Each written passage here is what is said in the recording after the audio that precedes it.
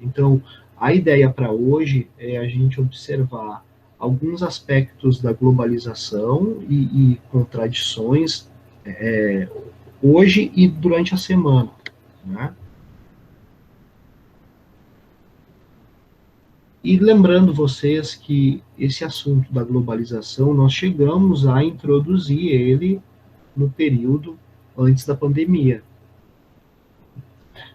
Então, só para recapitular, nas primeiras aulas nós víamos falando do desenvolvimento de técnicas que proporcionam um olhar distinto para sociedades, por exemplo, pensar que a relação entre sociedade e ambiente, se dando através de um conjunto de técnicas, né, esse conjunto de técnicas pode ser um elemento, digamos até mesmo objetivo, para falar sobre essas sociedades e a forma como essas sociedades se relacionam com o ambiente. Se a gente pensar, então, que a agricultura, por exemplo, é um conjunto de técnicas que vai desde de conhecimentos que envolve solo, plantas específicas, sazonalidade de clima, de temperatura, de chuva, formas de controlar, por exemplo, a questão hídrica, né? Vários elementos que giram em torno, né? Então é um conjunto de técnicas e a gente pode pensar, bom, lá na antiguidade, né, a gente tem um início da civilização baseado num conjunto de técnicas e ao longo da história da humanidade a gente vê que isso vai se transformando. Haja vista, por exemplo, as grandes lavouras, por exemplo, para além dos canais de irrigação, né, e drenagem, que caracterizaram muito esse conjunto de técnicas e a forma como a sociedade na antiguidade controlava o seu ambiente, ampliando áreas produtivas, a gente vê que em outros períodos da história, a perspectiva da grande lavoura, por exemplo, baseada também numa economia de mercado, às vezes até transoceânico, como é o caso da própria história do Brasil, que passou a se tornar uma colônia de um outro país, né? Então, a forma dessas organizações e transformações das sociedades para com o seu ambiente, a gente pode falar também a partir da técnica, né? Então, destacando, por exemplo, essa organização que a gente passa a chamar, então, de modo de produção, né, que é desde como se produz e como se distribui. Né? Por exemplo, o consumo, na verdade, do açúcar que gera uma perspectiva de produzir num quintal tropical esse produto que a Europa não tinha nenhum ambiente para produzir, mas que era muito lucrativo porque o preço pago pelo açúcar era muito bom, haja vista a distância que se buscava esses produtos, por exemplo, nas Índias. Né?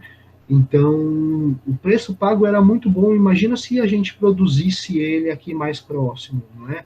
Então, veja que essa transformação dos espaços, essa reorganização, muitas vezes não é baseada apenas na produção, mas sim no consumo, lá na cadeia final, né? Que aí gera uma demanda e reorienta esses fluxos. Se a gente for observar o conceito de globalização, não isolado, mas dentro do contexto de cada uma das frases que vocês têm em tela aí, vocês observam o conceito, né, de globalização dentro de uma ideia distinta. Globalização é caminho sem volta.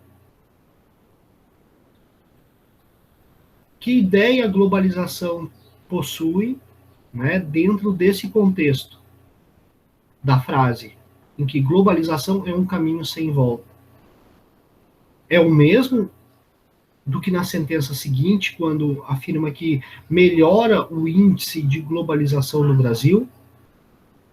A globalização que aqui, né, melhora o índice de globalização é o mesmo globalização que está aqui dizendo que é um caminho sem volta. Lembrando, né, que anterior aqui, a gente vê que o próprio conceito de globalização ele é utilizado em diferentes contextos. O fortalecimento do sistema financeiro mundial. Então, lembrando que isso começa a partir da quebra da Europa, da destruição da Europa que aconteceu durante a Segunda Guerra Mundial. Né? A guerra não aconteceu no território americano, nos Estados Unidos, por exemplo. Né?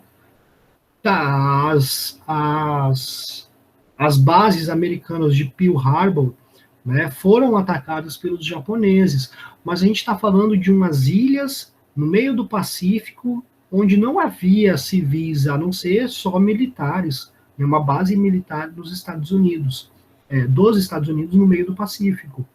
Né, mas logo os americanos reagem, que é com as bombas de Hiroshima e Nagasaki, que o Japão se rende. Né, enfim, vale destacar que se fala que as Torres Gêmeas foram o pior, né, os americanos gostam de falar isso, o pior atentado terrorista da época, mas não ceifou nenhuma ínfima parte comparado às pessoas, os civis que morreram, né, nas bombas de Hiroshima e Nagasaki, que os americanos jogaram, né, em duas cidades super populosas do Japão. Mas, voltando, né, os Estados Unidos, a partir do fim da Segunda Guerra Mundial, passa não só a exportar os produtos como vestimentas, alimentos, até mesmo armamento, os Estados Unidos exportam para a Europa, que estava destruída. Mas não só isso. Os Estados Unidos passam a financiar, né, vejam aqui, ó, o financeiro, né, os Estados Unidos passam a financiar a construção da Europa. E, claro, o capital financeiro, ele gera riqueza, ele gera lucro a partir do momento em que se paga aquilo que foi emprestado, com juros. Né? Então, à medida que os Estados Unidos ou, né, empresas financeiras que passam a se consolidar no território americano financiam a reconstrução da Europa, a gente tem, né, esse início do capital financeiro. Ok? Tá? Isso é fundamental, gente, para a gente observar que para a discussão no que diz respeito à globalização e à transformação dos espaços, né, nesse espaço mundial, o financeiro é fundamental. É esse financeiro, por exemplo, que vai incentivar um país, até mesmo subdesenvolvido, a investir em infraestrutura, a construir estradas, a construir, vamos pensar assim, Brasil, construir hidrelétricas, né, para gerar energia, construir rodovias como sistema de transporte, para quê, fundamentalmente? Para ser atrativo e receber empresas estrangeiras. Isso pensando nos países subdesenvolvidos, porque não só, né, o país passa a pagar os juros por esses empréstimos que vêm para o desenvolvimento de infraestrutura, como também prepara o terreno para empresas estrangeiras, né, se qualificarem no sentido de possuírem energia, né, uma demanda vinda de energia, de escoamento de produção a partir dos sistemas de transporte. Ok?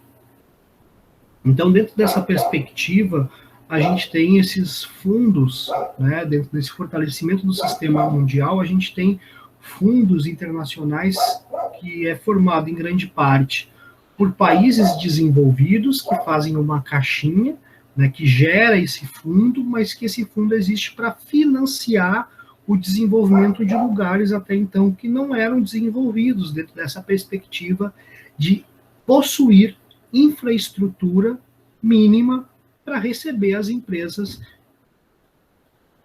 transnacionais. Aqui, justamente associada à ideia do neoliberalismo, ele profere o quê?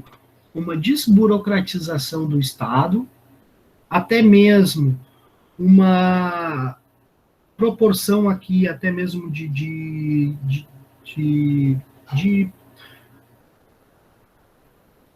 de protagonismo, a palavra é essa. O protagonismo do Estado acaba sendo pequeno comparado ao protagonismo das transnacionais ou ainda dos fundos que a gente acabou de se referir do capital financeiro. Né? Então, um país acaba sendo refém desse capital internacional porque ele precisa desenvolver uma infraestrutura, qualificar o espaço urbano, infraestrutura para a indústria, para a agricultura. E se ele não tem capital para isso, ele acaba se submetendo a um capital financeiro para desenvolver o seu território. E, nesse sentido, ele acaba, né, se submetendo a esses fundos e a essas empresas, porque, né, ele vai ter que retornar esse pagamento, né, do fundo, ou seja, compromete o PIB do Brasil ou da região que a gente está se referindo, né, compromete o que ele vai receber para pagar uma dívida. Né?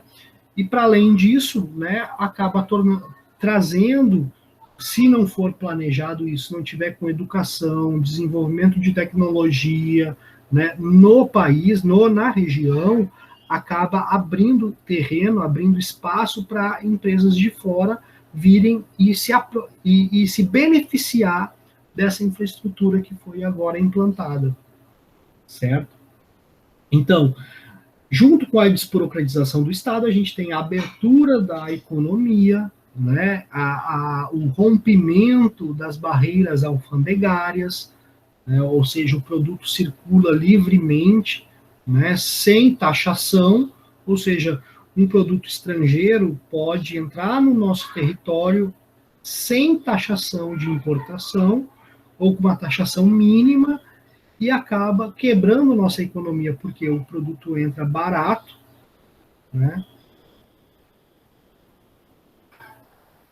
Enfim, e acaba não estimulando o desenvolvimento desse mesmo produto que pode ser concorrente dentro do território nacional. Isso, né, enfim, isso promove a quebra de empresas nacionais, desemprego, etc. E a livre circulação de capitais internacionais está relacionado com o capital financeiro que a gente viu no tópico anterior.